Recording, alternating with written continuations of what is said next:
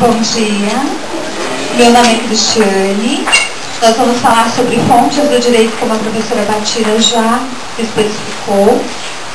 Nós primeiro vamos fazer uma apresentação de todos, e depois a gente começa falando sobre o trabalho e cada um sobre a parte que irá compor, tá bom? Só um minuto. Olá, bom dia, meu nome é Tatiana, sou no segundo semestre e vou passar agora na colega do lado. Bom dia, meu nome é Sidneia, também do segundo semestre de Direito. Bom dia a todos, meu nome é Marcos, também componente da turma do segundo semestre de Direito da manhã. Bom dia, meu nome é Roberto, também faço parte do grupo aqui do segundo semestre.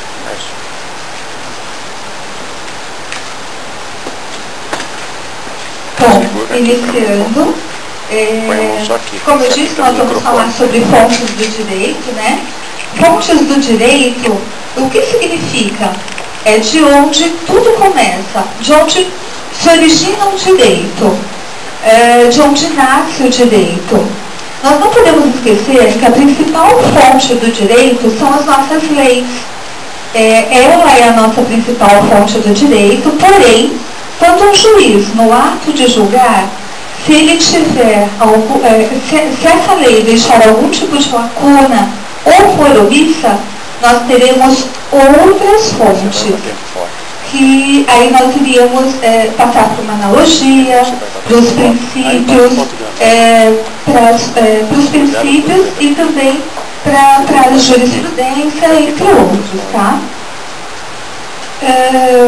As fontes do direito, nós devemos lembrar sempre que a analogia não é uma fonte do direito, ela é uma integração do direito. Então nós temos lá analogias, princípios gerais do direito, costumes, as doutrinas e a jurisprudência. Temos também como fontes, podemos buscar também como fontes as fontes estatais, que são provenientes do Estado. E temos as fontes não estatais, que aí seriam os costumes e a jurisprudência. No artigo 59 da nossa Constituição Federal, nós teremos lá as nossas leis. Essas leis são as seguintes. Nós teremos as emendas constitucionais, as leis ordinárias, os decretos, as portarias, entre outras. Não podemos esquecer também que nós temos, na nossa pirâmide de Kelvin, nós temos que obedecer uma ordem. Ou seja, existe uma hierarquia para essas leis. No topo dessa hierarquia, nós temos lá a Constituição Federal. Logo abaixo, nós teremos as nossas leis ordinárias, os decretos, as leis delegadas, e entre outras. As portarias, tudo fica abaixo. Porém, os tratados internacionais, eles têm duas formas de aparecerem nessa pirâmide. No primeiro momento, eles ficam no mesmo grau de hierarquia das leis ordinárias. Porém, dependendo da forma como eles forem recepcionados, ou seja, dependendo da forma como eles forem votados, eles podem ter a mesma hierarquia da nossa Constituição também. Essa votação, ela acontece para os tratados internacionais de direitos humanos, se eles forem votados da seguinte forma, passando pelas duas casas no Congresso Nacional, e tendo a maioria dos integrantes das casas, e também com 3/5 dos votos, o que acontecerá? Tendo a maioria dos votos, ficará em cima, terá a mesma hierarquia da Constituição Federal. Bom, a minha parte é isso. Nós vamos passar a palavra para a minha amiga Tatiana, que ela também vai falar sobre leis, especificando melhor cada uma delas. Obrigada.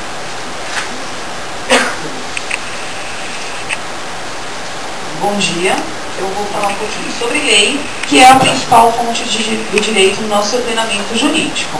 Tá? Vou falar sobre LINDB, validade, vigência e eficácia da lei. A LINDB ela recebeu esse nome devido a um decreto, que é o 4657 de 42, onde teve a mudança do nome, pois antes ela chamava LIC, que é Lei de Introdução ao Código Civil. Porém, as normas, elas não são apenas do Código Civil, elas são do direito brasileiro. Então, após esse decreto, teve a mudança para a Lei de Introdução das Normas do Direito Brasileiro. Tá? O primeiro artigo da LINDB, ele diz o seguinte: salvo disposição contrária, a lei começa a vigorar em todo o país 45 dias após oficialmente publicada. Isso é o período de vacatio legis. O período de vacatio legis é o período da data da publicação até a data que a lei começa a viger. Tá? E respeita-se esse período. Se não estiver previsto na própria lei, se não estiver escrito na própria lei o prazo, então respeita-se o prazo de 45 dias de vigência para entrar em vigor. Tá? Aí a validade da lei ocorre quando uma lei cumpriu todas as regras referentes à sua elaboração. Passou por todos os procedimentos, tá? Que é o projeto de lei, a votação, a sanção e a promulgação e a publicação. Passando por todas essas etapas, a lei se torna válida. Tá? E a lei, quando que a lei é eficaz? A lei é eficaz, isso significa que a lei cumpriu a sua finalidade para que ela foi feita, cumpriu a vontade do legislador. Tá? Ela cumpriu a sua função social. E nem toda lei vigente, ela é válida. E nem toda lei vigente e válida, ela é eficaz. E um exemplo disso, nós temos a lei do Fundo de Garantia para a Empregada Doméstica. Ela é uma lei que está vigente, ela é uma lei válida, porém ela não é uma lei eficaz. Por quê? Porque ela ainda precisa ser regulamentada. Tá? A minha parte é essa e eu vou passar para a minha colega do lado. Obrigada.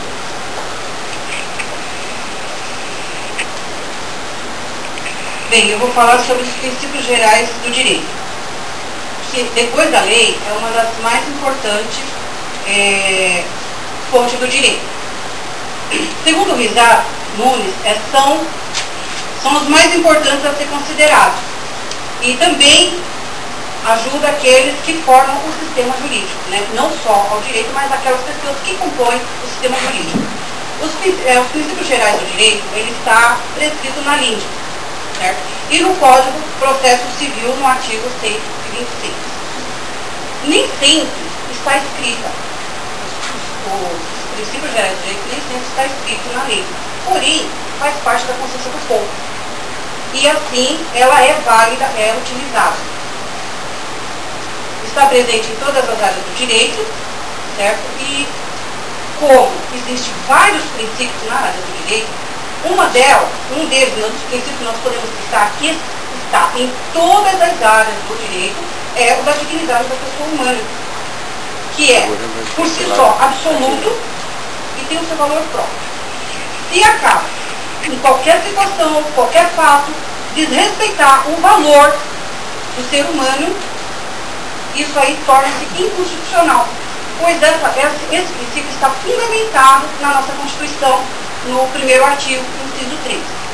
Temos também a jurisprudência, que também é uma fonte do direito, é uma fonte estatal, está escrita, porém não está expressamente na LINDB, ela não consta lá na LINDB como um princípio em si. Rizar Nunes, ele diz que é um conjunto de decisões do tribunal. As sociedades primitivas já usavam e praticavam a jurisprudência, usando o conhecimento dos anciões e dos chefes de tribos. A súmula é uma uniformização da jurisprudência, praticada pelos tribunais, e é uma força de direito de interpretação da lei. Temos as súmulas convencionais, que é criada pelo STJ, ou seja, só os juízes de primeira instância que podem utilizar. Se quiserem, não são obrigados. Agora, as súmulas vinculantes, fundamentada pela Emenda Constitucional 45 de 2004, ela vincula em todos os tribunais. Ou seja, ela não pode ser contrariada. Se houver a possibilidade de um caso julgar alguma coisa, aparecer essa súmula lá, ela tem que ser utilizada, não pode ser ignorada. E quem pode criar súmula vinculante é somente o STF, ou seja, o Supremo Tribunal Federal.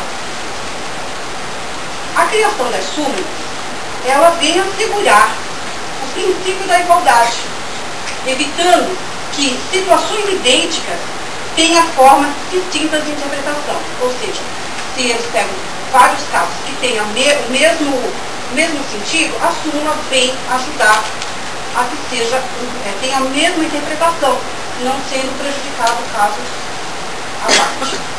Vou passar agora para o nosso colega.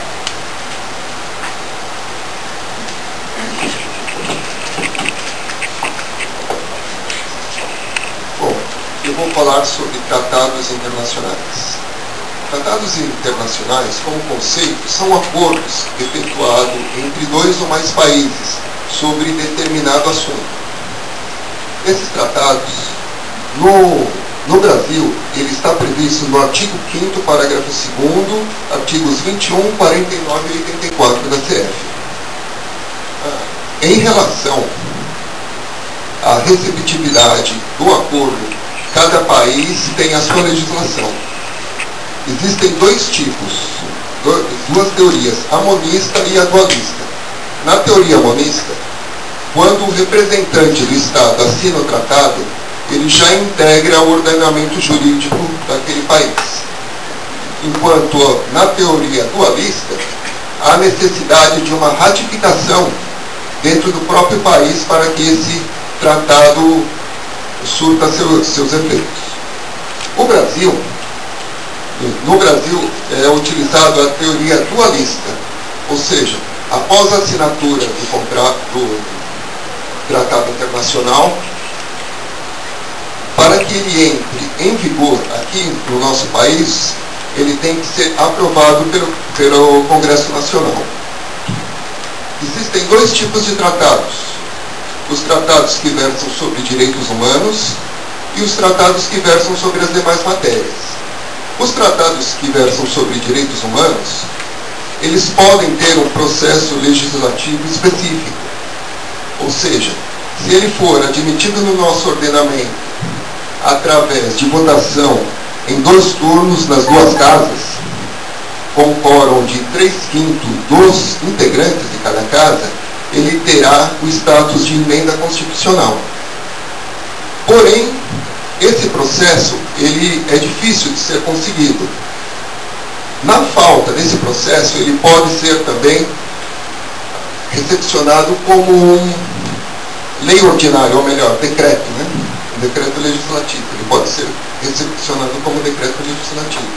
Nesse caso, ele vai integrar uma posição especial na pirâmide de Kelsen, pois ele estará abaixo da nossa Constituição, porém acima das demais leis. Ou seja, ele vai ter o caráter supralegal.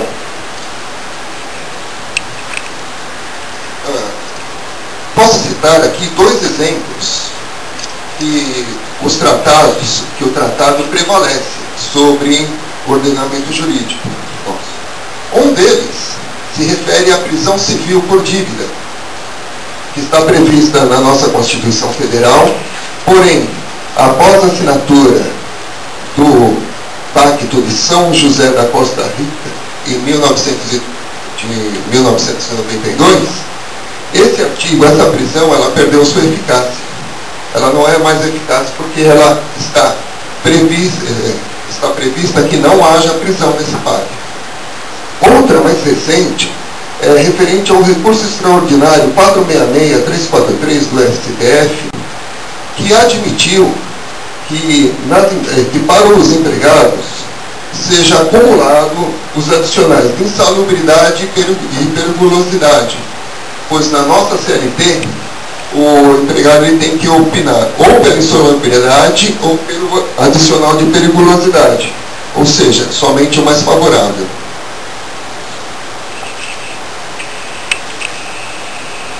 Bom dia. Falarei sobre costume. Costume é a prática reiterada da sociedade. Ela não é escrita, é uma fonte de direito mais antiga. O costume é dividido em pré-legem, que antecede a lei escrita e aplicada em lugar dela, de forma supletiva. Exemplo, artigo 4º da lei das normas do direito brasileiro. Quando a lei for omissa, o juiz decidirá o caso de acordo com a analogia, os costumes e os princípios gerais do direito. Costume second legem é o costume contemplado na lei, não contido na norma, mas é reconhecido e admitido pela sua eficácia. Artigos, como exemplo, 1210, 1218, 1219 do Código Civil. Costume contra legem é o costume que se opõe à lei. Ele é o contrário de tudo, tornando-se o mais polêmico de todos. Em termos práticos, a lei está em vigor e a conduta popular ela é contrária e pode revogá-la. Falarei sobre doutrina agora. Doutrina é feita a partir de pesquisas dos pensadores juristas, filósofos e historiadores do direito. E com isso, a doutrina trará maior embasamento em situações ou questões que envolvam mais de uma fonte do direito e necessite de maior esclarecimento a fim de proporcionar uma segurança maior. Equidade. A equidade é usada quando existe um caso e, nesse caso, a lei não está prevista. Ou seja, há uma lacuna da lei em questão. E a correção, nesse caso, a equidade é usada como um corretivo para essa lacuna em questão. A correção se faz por meio de prudência do juiz, com o objetivo de atender o caso de forma justa e entre as partes envolvidas. Para que o costume e a equidade sejam utilizados da maneira ponderada,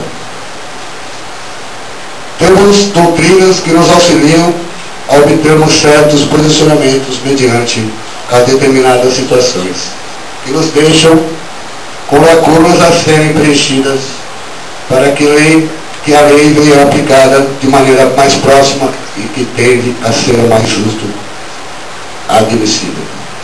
É isso. Agradeço a todos. Né? Bom dia. Bom, gente, essa foi a nossa apresentação. Agora a sala fica aberta a perguntas. Eu vou passar a palavra para a professora Batira.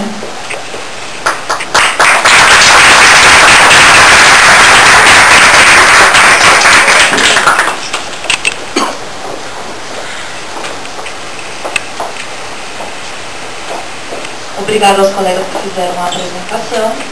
Passo agora a palavra ao professor Márcio Morena, que vai fazer os seus apontamentos e questionamentos sobre o trabalho.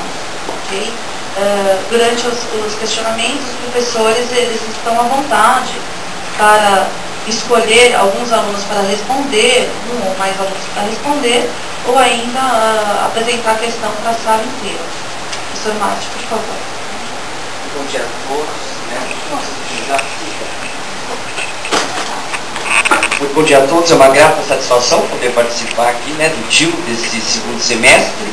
Eu não sei se tem só o segundo ou tem o terceiro junto aí, mas enfim, um tema interessantíssimo, uma turma super preparada, pelo que eu percebi. Então eu queria parabenizar logo de início os alunos que compuseram aqui a apresentação, e eu sugeri à professora Batira que nós fizéssemos, claro, os apontamentos de ordem metodológica, de conteúdo, mas que nós sorteássemos os alunos para que viessem aqui à frente responder os nossos questionamentos.